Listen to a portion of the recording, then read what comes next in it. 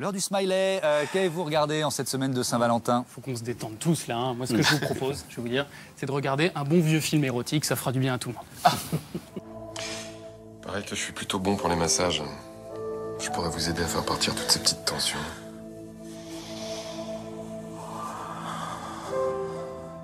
Ah non, pardon, en fait, autant pour moi, c'était Plus belle la vie. Plus belle la vie, feuilleton de France 3. C'est dommage. Voilà, ouais, c'est dommage, mais je suis désolé, hein, c'était un grand prime diffusé mardi soir de ce feuilleton quotidien qui est l'un des piliers de France 3, hein, pour pas dire la béquille, hein, ce serait désobligeant. Les seules fois en fait où j'avais vu des images de ce feuilleton, c'est en zappant entre France 2 et Canal+. Et donc, j'avais pas eu le temps vraiment d'apprécier à sa juste valeur ce feuilleton. Et là, j'en ai mangé 2 heures d'un coup. C'était assez copieux, mais je vais vous dire, j'ai été vraiment surpris. Ah bon, vous avez aimé? Non, j'ai été vraiment surpris. Moi, en fait, en matière de feuilleton, j'en étais resté au miel et les abeilles, vous voyez, ça remonte un petit peu, où en fait, il fallait attendre 75 épisodes avant d'espérer voir un petit bisou. Hein, on appelait ça un petit piou à l'époque, hein, vous vous souvenez? Voilà. Et ben là, je pensais que ça allait être pareil avec des cigales, sauf que pas du tout, c'est un festival de galoches.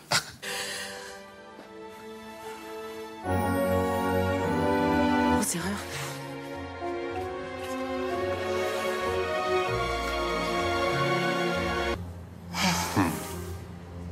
On a qu'à tous coucher ensemble aussi pendant que vous y êtes. Tout ça dans la même soirée. C'est vrai, ouais, en fait, le vieux port à Marseille, c'est le mec qui écrit les scénarios. Ça va.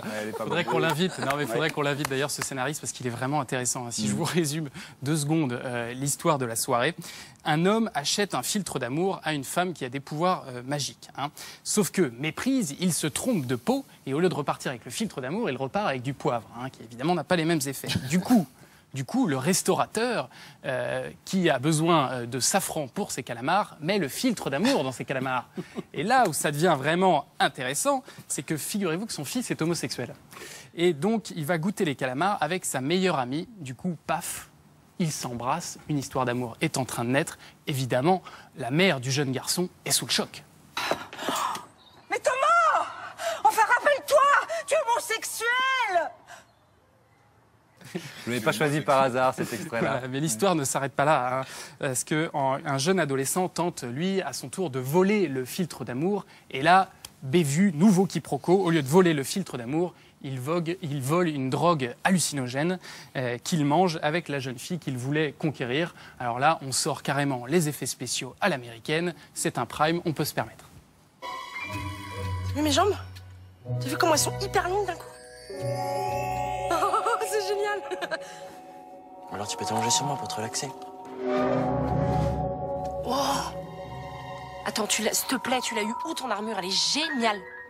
Mais quelle armure? Voilà, en fait, on découvre après qu'ils se prennent pour Tristan et Iseut, hein, référence culturelle oblige, hein, on est quand même sur le service public. Donc ils vont dans la rue se battre contre ce qu'ils croient être des dragons, des elfes, des lutins, tout ça. Voilà. Bon, je ne vais pas vous dévoiler toute l'histoire non plus, hein, mais juste un dernier passage pour vous donner vraiment envie d'acheter le DVD. À la fin, oui, il y aura un DVD. À la fin, la femme qui a des pouvoirs magiques sort une nouvelle potion de sa besace, une potion qui permet de transformer les gens en chiens. Un geste et je te brise le cou. Voilà.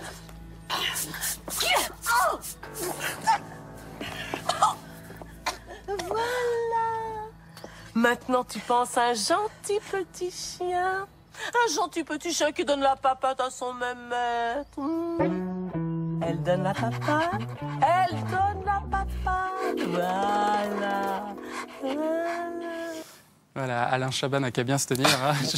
Je m'attendais en fait à voir un feuilleton sociétal marseillais et je tombe sur un C'est comme ça que ça avait commencé. Bah oui, et là c'est un nouveau genre, l'érotico-fantastique. Voilà, c'est assez original. Galéjade. C'est beaucoup plus original. Et ça marche toujours aussi bien, c'est ça? Et ça marche toujours aussi bien. 5 millions de téléspectateurs, 18,5% du public, c'est énorme pour France 3 qui était derrière TF1.